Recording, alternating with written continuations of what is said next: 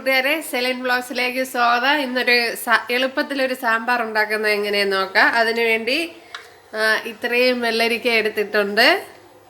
ഇത്രയും വെള്ളരിക്കയാണ് എടുത്തിട്ടുള്ളത്. അതുപോലെ ഇത്രയും മത്തങ്ങ, ഇത്രയും പടവലങ്ങ, ഒരു കായ എടുത്തിട്ടുണ്ട്. അതുപോലെ 2 കത്രിക്ക, 3 തക്കാളിപ്പഴം, അതുപോലെ ചേമ്പ്, അതുപോലെ ഒരു 2-3 വെണ്ടയ്ക്ക, അമരപ്പയർ, അതുപോലെ മുരിങ്ങയ്ക്ക, പിന്നെ ഒരു ഉരുളക്കിഴങ്ങ്, ഒരു സവാള, പിന്നെ ഇതുപോലത്തേത് ഇത്രയും ഒരു ചെറിയൊരു പീസ് എടുത്തിട്ടുണ്ട്. അതുപോലെ ഇത് കുമ്പളങ്ങ ഇത്രയും എടുത്തിട്ടുണ്ട്. അതുപോലെ കൊച്ചുള്ളി ഇത്രയും എടുത്തിട്ടുണ്ട്. അപ്പോൾ ഇതിനെ ഒന്ന് ഇനി ക്ലീൻ ചെയ്തെടുക്കണം. അപ്പോഴും ബാക്കി പിന്നെ കാണിക്കാം. ഞാൻ നേരത്തെ കാണിച്ച വെജിറ്റബിൾസ് എല്ലാം ഇവിടെ കട്ട് ചെയ്തുകൊണ്ട് വന്നിട്ടുണ്ട്. അപ്പോഴിനി ഇതിനു വേണ്ടി ഞാൻ ഇത്രയും സാമ്പാർ പരിപ്പാണ് എടുത്തിട്ടുള്ളത്. ഇത് നല്ല വേവുള്ള സാമ്പാർ പരിപ്പാണ്. അതുകൊണ്ട് തന്നെ ഇതൊന്ന് സെപ്പറേറ്റ് ഇട്ട് വേവിക്കേണ്ടതായിട്ടുണ്ട്. അപ്പോഴിപ്പോൾ എളുപ്പം വേവുന്ന സാമ്പാർ പരിപ്പൊക്കെ അവൈലബിളാണ്. അത് നോക്കി ചെയ്യുക. അപ്പോൾ എളുപ്പമുള്ള സാമ്പാർ പരിപ്പാണെങ്കിൽ വെജിറ്റബിളിൻ്റെ കൂടെ ഒരുമിച്ചിട്ട് വേവിച്ചാൽ മതി. ഇതിപ്പോൾ അത് പറ്റില്ല. അപ്പോൾ ആ സാമ്പാർ പരിപ്പിനെ ഇതിലേക്ക് ആഡ് ചെയ്തിട്ടുണ്ട്. ഇനി ഇതൊന്ന് വെള്ളം ഒഴിച്ചൊന്ന് അടച്ച് വയ്ക്കണം. അപ്പോൾ ഇത്രയും വെള്ളം ഒഴിച്ചു കൊടുത്തിട്ടുണ്ട്. അപ്പോൾ വളരെ എളുപ്പത്തിൽ തയ്യാറാക്കി എടുക്കാവുന്നതാണ്. ഇവിടെ ഇപ്പോൾ സാമ്പാർ പരിപ്പ് എല്ലാം വെന്തിട്ടുണ്ട്. ഇനി ഇതിലേക്ക് ഈ വെജിറ്റബിൾസ് എല്ലാം ആഡ് ചെയ്ത് കൊടുക്കുക. അപ്പോൾ നല്ല വേവണ പരിപ്പാണെങ്കിൽ വെജിറ്റബിൾസിൻ്റെ കൂട്ടത്ത് ഒരുമിച്ച് വേവിക്കാവുന്നതേ ഉള്ളൂ. വളരെ എളുപ്പത്തിൽ തയ്യാറാക്കാവുന്നത്. ആവശ്യത്തിനുള്ള വെള്ളം ഒഴിച്ചു കൊടുക്കുക. അപ്പോൾ ഞാനിപ്പോൾ വെജിറ്റബിളെല്ലാം മുങ്ങി നിൽക്കത്തക്ക രീതിയിലാണ് വെള്ളം ഒഴിച്ചു കൊടുത്തത്. ഇനി ശകലം മഞ്ഞൾപ്പൊടി ഇട്ട് കൊടുക്കുക. കുറച്ച് ഉപ്പിട്ട് കൊടുക്കുക. കുറച്ച് കറി ലീവ്സ്. അപ്പോൾ ഇനി ഇതിനെ ഒന്ന് നല്ലോണം ഒന്ന് കലക്കിയെടുക്കണം.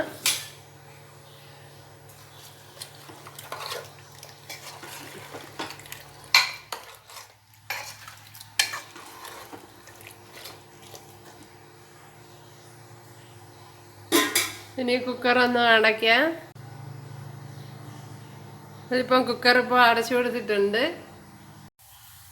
ഇനി കുക്കർ തുറയോ കുക്കറിലെ എയർ പോയി തീർന്നില്ല. ഇപ്പോൾ ഞാൻ കുക്കർ തുറന്നിട്ടുണ്ട്. അപ്പോൾ കുക്കറിൽ ഞാൻ 2 വിസിലാണ് അടുപ്പിച്ചത്. അപ്പോഴത്തേന് വെന്ത് കിട്ടിയിട്ടുണ്ട്. ഇതിന് ഇനി ആവശ്യമായ ഇൻഗ്രീഡിയൻസ് തയ്യാറാക്കണം. അപ്പോഴിനി ആവശ്യമായ മസാല തയ്യാറാക്കാം. അതിനുവേണ്ടി ഇവിടെ ഒരു ചട്ടി അടുപ്പിൽ വെച്ചിട്ടുണ്ട്. കുറച്ച് വെളിച്ചെണ്ണ ഒഴിച്ചു കൊടുക്കുക.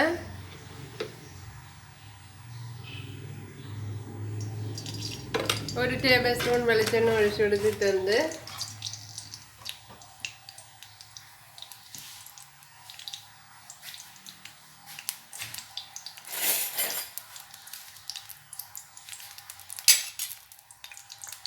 അതിലേക്ക് ഒരു ടേബിൾ സ്പൂൺ മല്ലിപ്പൊടി ഇട്ട് കൊടുക്കുക.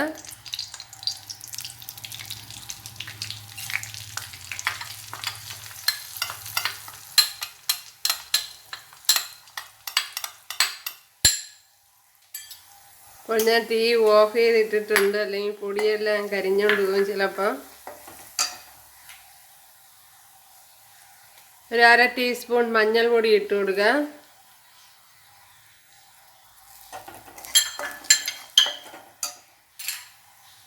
ഒരു ടീസ്പൂൺ മുളക് പൊടി ഇട്ട് കൊടുക്കുക.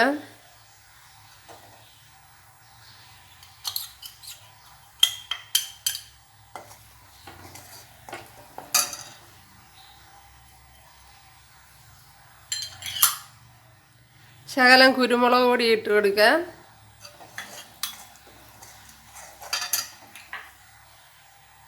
ശകലം ഉലുവാപ്പൊടി ഇട്ട് കൊടുക്കുക.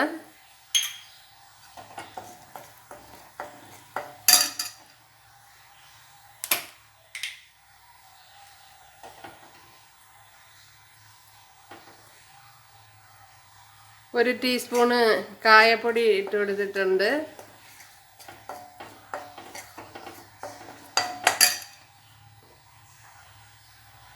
ഇവിടെ കുറച്ച് പുളി പിഴിഞ്ഞ് വെച്ചിട്ടുണ്ട്. ഒരു നെല്ലിക്കയുടെ വലുപ്പത്തിലുള്ള പുളിയാണ് എടുത്തിട്ടുള്ളത്. അത് ഒഴിച്ചു കൊടുക്കുക.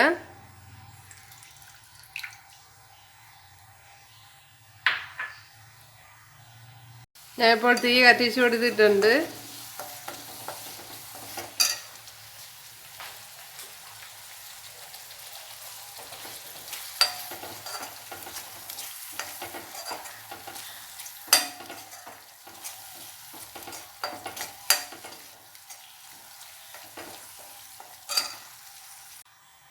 ഞാനിപ്പോൾ ആ ഇൻഗ്രീഡിയൻസ് എല്ലാം ഇതിനകത്തോട്ട് ഒഴിച്ചു കൊടുത്തിട്ടുണ്ട്. എന്താ കണ്ടല്ലേ?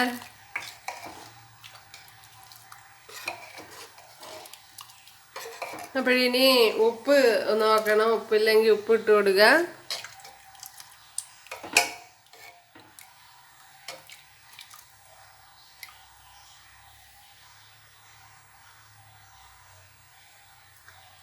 അപ്പോൾ ഉപ്പ് നല്ല കുറവുണ്ട്.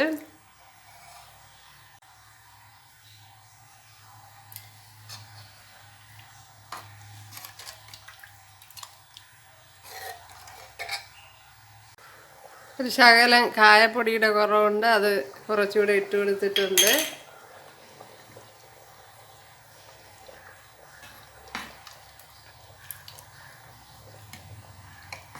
ഇതുപോലെ വളരെ പെട്ടെന്ന് ചെയ്തെടുക്കാവുന്നതാണ്.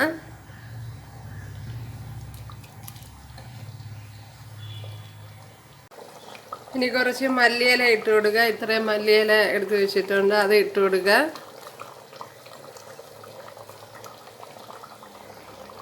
ഇനി ഇതിനൊന്ന് കടുക് താളിക്കണം.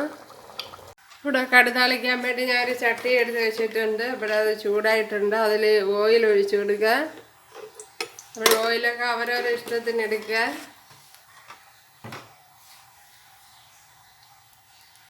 ഇവിടെ ഇപ്പോൾ ഓയിൽ ചൂടായി കടുക് ഇട്ട് കൊടുത്ത് ഇനി കുറച്ച് കൊച്ചുള്ളി ഇട്ട് കൊടുക്കുക.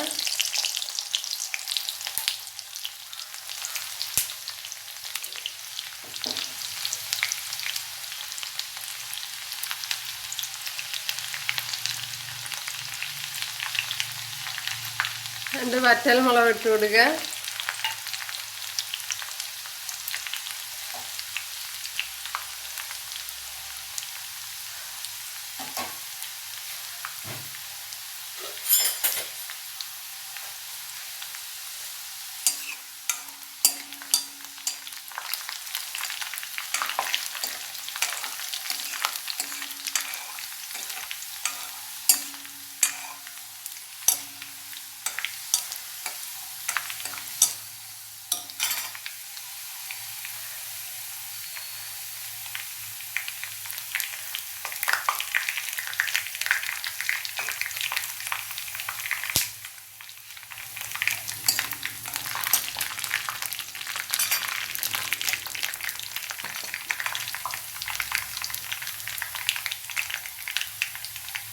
ഒരു ശകലം ഉലുവാപ്പൊടി ഇട്ട് കൊടുക്കുക.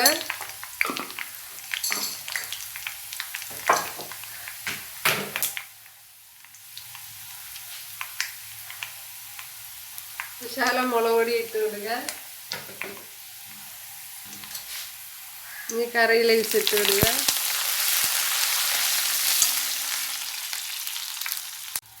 ഇവിടെ ഇപ്പോൾ സൂപ്പർ ടേസ്റ്റിലുള്ള സാമ്പാർ റെഡി ആയിട്ടുണ്ട്. അപ്പോഴെല്ലാവരും ചെയ്ത് നോക്കാം. നല്ല കുറുവന കിട്ടിയിട്ടുണ്ട്. അപ്പോഴെല്ലാവരും ഇതുപോലെ ചെയ്ത് നോക്കാം. അതുപോലെ വളരെ എളുപ്പത്തിൽ ചെയ്തെടുക്കാവുന്നതുമാണ്. അപ്പോഴേ അടുത്തൊരു വീഡിയോയുമായിട്ട് കാണാം. ഇഷ്ടപ്പെട്ടാൽ സബ്സ്ക്രൈബ് ചെയ്യുക. എനിക്കൊരു സപ്പോർട്ടാവും. താങ്ക്സ്.